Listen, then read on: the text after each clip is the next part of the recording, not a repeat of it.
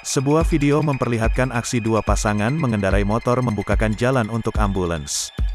Video ini dibagikan oleh akun TikTok @ambulans_tweet05, Jumat, tanggal 11 Maret tahun 2022. Tampak dalam video dua pasangan mengendarai sepeda motor berpapasan dengan ambulans. Namun ada yang menarik dalam video tersebut, ternyata dua pasangan bermotor tersebut bukannya menyingkir untuk jalan ambulans tersebut. Kedua pengendara tersebut berinisiatif membuka jalan untuk ambulans tersebut. Terlihat kedua motor itu menghentikan dan membuka jalan untuk dilewati ambulans tersebut. Setelah video tersebut tayang langsung menuai komentar pujian dari warganet.